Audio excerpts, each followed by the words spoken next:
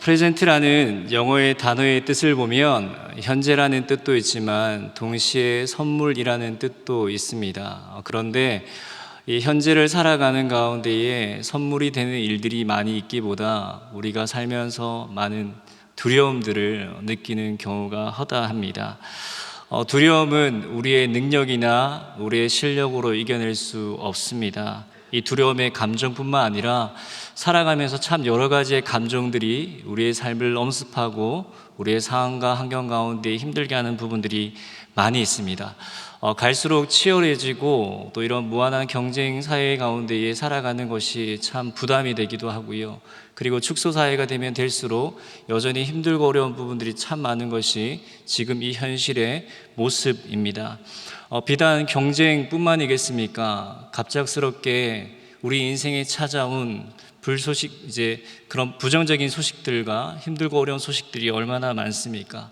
특별히 갑작스럽게 찾아온 인생의 질병은 어떻습니까? 중년의 많은 가족 중에 갑작스럽게 찾아온 질병의 문제 앞에 또 신음하며 두려워하는 성도들이 있을 줄 압니다. 또 생사를 오가는 가운데에 또 두려움의 감정이 더욱더 부각되는 것은 사실일 겁니다. 충현교회를 오기 전에 교회에서 사역을 하면서 한 가정을 신방했던 적이 있습니다.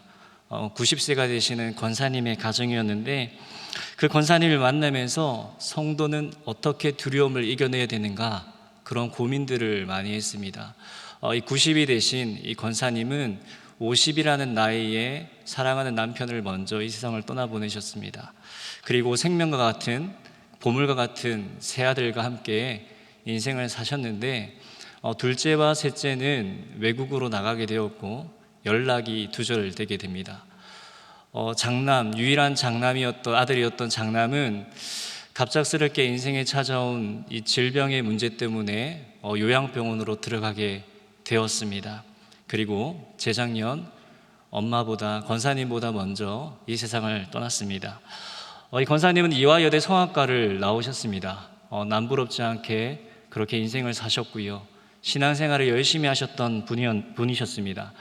잠실에서 부럽지 않게 그렇게 행복하게 사셨는데 둘째도 그렇고 셋째도 그렇고 남편도 그렇고 다 자신을 떠나가는 상황 속에 이제 첫째 아들, 이 아들마저 요양병원에 들어가니까 참 많은 그런 경제적인 부담이 있으셨던 것 같습니다. 그래서 권사님의 그 잠실의 아파트를 다 팔고 다 모든 이제 재산을 정리를 하고 3천만 원을 가지고 경기도의 한 동네로 와서 반지하가 되는 그 집에서 지내셨습니다. 비가 오면 곰팡이 냄새가 가득한 그 집을 제가 방문했던 적이 있었습니다. 환경 때문인지 처음에는 건강하셨던 권사님이 갑작스러운 어려움 가운데에 건강에 문제가 찾아왔습니다. 지속적으로 권사님을 신방하고 또 말씀도 나누고 기도도 하면서 권사님에게 언젠가 한번 제가 용기 있게 한번 질문을 던진 적이 있습니다. 권사님, 힘들지 않으세요? 그렇게 제가 질문을 던졌을 때 권사님이 이렇게 답하셨습니다. 목사님, 왜 안 힘들겠어요? 그런데 하나님 생각하면 버틸 수밖에 없어요 라고 얘기하셨습니다. 힘들면 기도하고 힘들면 찬양하고 힘들면 말씀 봐요. 그때마다 하나님이 도와주십니다. 그런데 빨리 천국 가고 싶은 건 사실이야 라고 이렇게 권사님이 이야기해 주셨습니다. 그 권사님의 고백이 저의 사역 가운데에 삶 가운데에 많은 진지함에 대한 생각들을 하게 해주셨습니다. 권사님에게 늘 기도의 제목이 있으셨는데 하루라도 햇빛이 드는 그 집에서 한번 살고 싶다라는 기도의 제목이셨습니다. 감사하게도 그 기도의 제목이 응답이 되셨고 임대주택으로 들어가셔서 지금도 힘이 드시지만 잘 지내고 계십니다. 비단 이 권사님의 이야기뿐만이겠습니까? 우리의 모든 인생이 마치 가나의 혼인잔치처럼 기쁨과 기대와 즐거움으로 시작을 했다가 갑작스럽게 찾아온 인생의 여러 가지의 문제와 고난과 시련과 그 역경 때문에 과연 인생이란 무엇인가, 사는 것이 무엇인지를 분명하게 우리는 알게 됩니다. 동일하게 하나님을 믿는 성도, 하나님의 자녀들인 우리 또한 인생의 역경과 시련과 고통을 당할 수 있습니다. 그런데 그 모든 것들을 이겨낼 수 있는 근거가 있습니다. 바로 하나님이 지키시는 것입니다. 바로 하나님이 우리를 지키신다라는 그 사실에 있습니다. 우리를 지키시는 그 하나님의 사랑으로 인해 인생의 어떠한 두려움도 이겨낼 수 있습니다. 지난 금요일에 담임 목사님께서 넉넉히 이기게 하신다라는 그 하나님의 말씀을 우리가 들으면서 하나님의 사랑이 우리 안에 있기 때문에 이겨낼 수 있는 것입니다. 이 사랑이 고갈되게 되면 많이 힘들 것 같아요. 그 두려움이 우리를 삼키고 우리를 결박하게 될 것 같습니다. 그러나 우리를 사랑하시고 지금도 지키시고 지금도 보호하시는 그 하나님의 도움을 통해 인생의 어떠한 문제 앞에서도 이겨낼 수 있는 것입니다. 이 오늘의 본문의 말씀은 하나님이 인생을 어떻게 도우시고 지키시는지를 말씀하십니다. 오늘 시인은 1절에 이렇게 고백합니다. 내가 산을 향하여 눈을 들리라. 나의 도움이 어디서 오는가? 산을 향하여 눈을 들었다라고 이렇게 말합니다. 우리가 어려운 일이 생기면 어른들이 옛날에 그렇게 얘기하시더라고요. 먼 산 보지 말라라고 얘기를 하시더라고요. 그런 의미에서 오늘 1절에 이 말씀이 이야기하는 것일까요? 그렇지 않습니다. 산을 향하여 눈을 들었다라는 것은 예루살렘의 그 성전, 그 꼭대기에, 그 산의 꼭대기에 성전에 그 계시는 그 하나님을 바라보았다라는 겁니다. 하나님을 바라본 이 시인의 고백이 이렇습니다. 하나님을 바라볼 때에 도우심을 그는 경험했던 겁니다. 그 하나님은 어떤 분이십니까? 그 시인을 도와준 하나님은 어떤 분이십니까? 바로 천지를 지으신 하나님이십니다. 이 세상을 있게 하셨고 이 세상을 시작하게 하신 분이 그 하나님이십니다. 우리가 힘들고 어려운 순간이 찾아올 때 잊지 않고 천지를 지으신 하나님을 바라봐야 되는 이유가 바로 오늘 이 본문에 담겨져 있습니다. 그런데 시편 121편을 좀 보게 되면 조금 특이한 부분이 있습니다. 1절과 2절 말씀을 보게 되면 1인칭 주어로 기록이 되어 있습니다. 시인의 개인적인 고백인 거죠.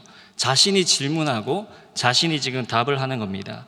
내가 산을 향하여 눈을 들리라. 나의 도움이 어디서 오는가? 천지를 지으신 여호와께서 온다라고 이렇게 고백합니다.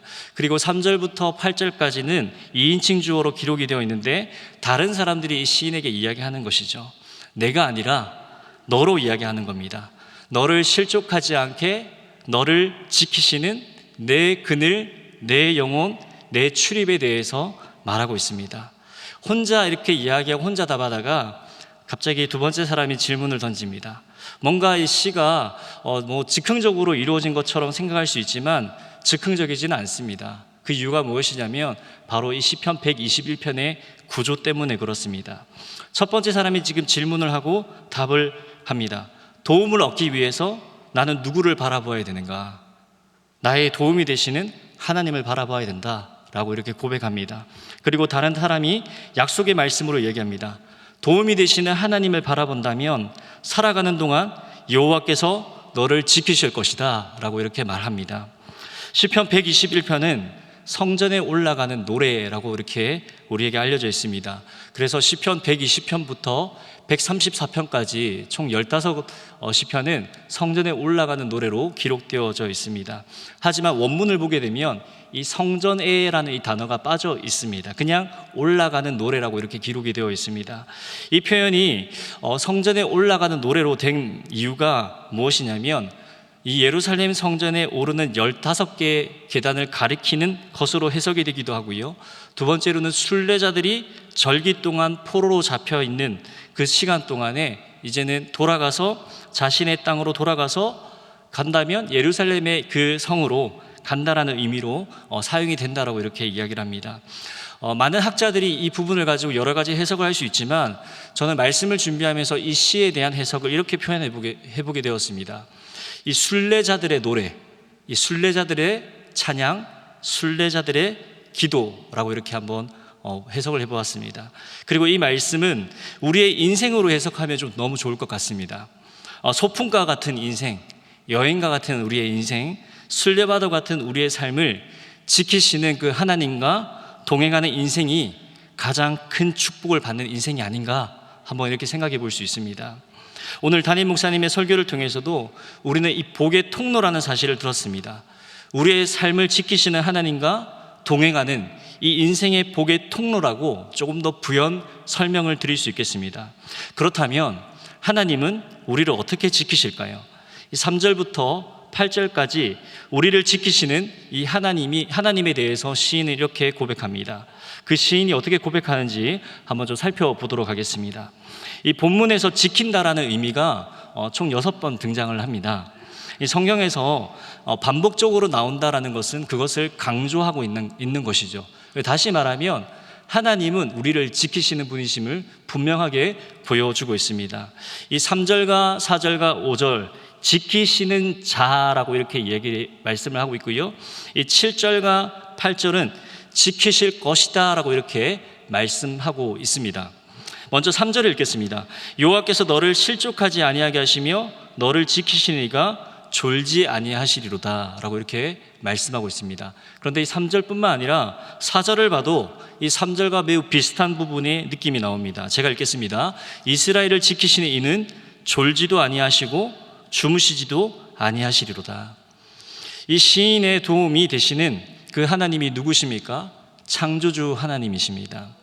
이 시인의 발이 흔들리거나 비틀거리지 않도록 도와주시는 분이시죠. 보호하시는 겁니다. 넘어지지 않게 하신다라는 의미가 바로 여기에 담겨져 있습니다. 하나님은 시인을 그냥 두시는 게 아니라 24시간 내내 보호하시고 감찰하십니다. 저는 말씀을 준비하면서 이렇게 하나님에 대해 한번 생각해보고 좀 적용해보게 되었습니다. 하나님은 우리 인생의 영원한 보디가드가 되시는구나. 계속해서 지켜주시는 것이죠. 그런데 우리의 삶은 어떠합니까? 우리의 삶은 늘 피곤합니다. 지쳐 있고요. 지금 이제 많이 힘든 시간인 줄 알고 있습니다. 그럴 때 이 쉼을 통해 회복을 누릴 수 있습니다. 그런데 우리 하나님은 그런 회복이 필요하신 분이십니까? 아니십니까? 그런 회복이 필요 없으시죠. 하나님은 인생이 아니시기 때문에 지치시거나 잠을 주무실 필요가 없으십니다. 열왕기상 18장 27절 말씀을 보시게 되면 고대 사람들은 이 신들에 대해서 이렇게 생각했습니다. 신들도 잠을 자고 자는 동안 그들을 섬기는 자들에 대해서 반응하지 않는다라고 이렇게 이야기합니다. 하나님은 인간의 생각을 넘어서서 일을 하시는 분이십니다. 하나님이 하나님이시기에 졸거나 주무시거나 그렇게 하지 않으십니다. 우리를 위해 늘 쉬지 않고 우리를 지키시고 보호하신다라는 의미가 바로 이 3절과 4절에 담겨져 있습니다. 두 번째 5절 우리가 함께 말씀을 읽도록 하겠습니다. 5절 말씀입니다. 시작. 여호와는 너를 지키시는 이시라. 여호와께서 내 오른쪽에서 내 그늘이 되시나니. 아멘. 하나님은 오른쪽에서 그늘이 되어 주십니다. 그늘을 가장 많이 찾는 계절이 언제입니까? 여름입니다. 더위를 좋아하시는 분은 아마 없을 겁니다. 한 달이 지나면 봄이 오고요. 그리고 4달이 지나면 이제 여름이 다가올 겁니다. 무더위가 찾아오면 불쾌지수가 높아지고요. 습도도 높아져서 감정을 조절하기가 매우 힘들 때가 있을 겁니다. 사람들은 이 더위를 피하기 위해서 늘 그늘을 찾습니다. 한여름 가운데에 이런 더위 가운데에 있을 때에 건물 안에 있는 사람들은 에어컨이나 아니면 선풍기 밑으로 들어가서 더위를 피할 겁니다. 그러면 건물 밖에 있는 사람들은 나무 밑이나 아니면 건물 사이의 그늘로 피하게 될 겁니다. 더위를 이겨보기 위해서 이런저런 노력을 합니다. 그러나 더위를 이기지 못할 때가 있죠. 뜨거운 태양 아래 10분, 20분 이렇게 서 있으면 금세 목마름을 느껴서 물을 찾게 될 것이고 정신이 혼미해지게 될 겁니다.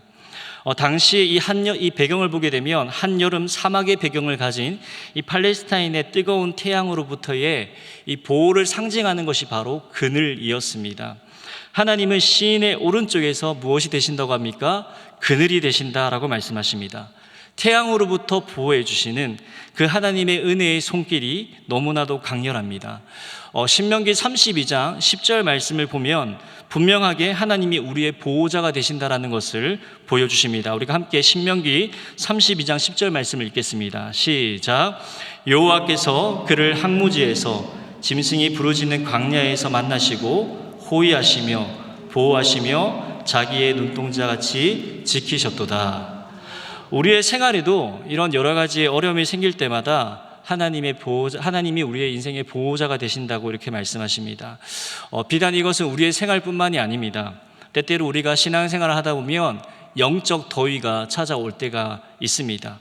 우리의 감정, 우리의 상황, 우리의 환경, 그리고 많은 인생의 문제 앞에서 낭망하고 염려하고 낙심하고 좌절되는 그 뜨거운 태양 아래 있는 것처럼 뭔가 세상에 목말라 하는 그 자들에게 늘 그늘이 되어주셔서 이러한 목마름을 해결해 주신다라는 것입니다.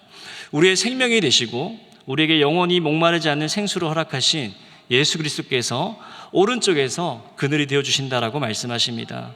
예수님은 자신의 영광과 이 권능을 버리시고 사랑하는 자들을 구원하시기 위해, 그들을 보호하시기 위해 그림자가 되기를 원하셨습니다. 예수님은 결코 멀리 계신 분이 아니십니다. 우리의 우편에 든든히 보호하시고 끊임없이 우리를 도와주시고 우리를 만나주시며 우리를 호위하시며 우리를 지키시며 우리를 자기의 눈동자같이 지켜주십니다. 다음 6절 말씀을 보시게 되면 낮의 해가 시인을 상하지 않게 하고요, 밤의 달도 해치지 않는다라고 말씀합니다. 이 낮의 해, 밤의 달 때문에 뭔가 일시적으로만 지켜주신다라고 생각을 할 수가 있습니다. 그러나 말씀 결과적으로 말씀을 보게 되면 8절에 가서 보게 되면 지금부터 영원까지 지켜주신다라고 말합니다. 앞서 제가 우리 하나님에 대한 이야기를 했을 때 하나님이 우리 인생의 보호자가 되실 때에 영원한 우리 인생의 보디가드가 되신다라는 사실을 함께 말씀을 나누었습니다. 이 땅에서 살아가는 가운데에 하나님의 백성을 어느 누구도 해치지 못함을 믿으시기 바랍니다. 그것이 낮의 해나 밤의 달이라도 우리를 해치지 못합니다. 하나님은 그의 백성들을 밤낮으로 지키시고 보호해 주십니다. 이스라엘 백성들을 어떻게 지키시고 보호하셨습니까? 그들을 출애굽하게 하셔서 출애굽시키시고 광야에서는 낮에는 구름 기둥으로 밤에는 불 기둥으로 그 밝히시고 보호하시고 함께 하셨던 그 하나님의 놀라운 사랑을 우리가 말씀을 통해 보지 않겠습니까?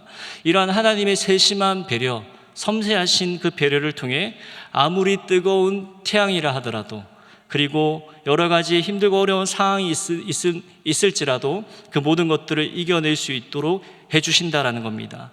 더위로 인해서 탈수가 되거나 탈진되지 않도록 지켜주시는 것이죠. 밤이 또 어떻습니까? 밤을 휘감는 추위, 그 추위가 오더라도 우리를 지키시고 보호해 주신다. 성경은 우리에게 이렇게 말씀하십니다.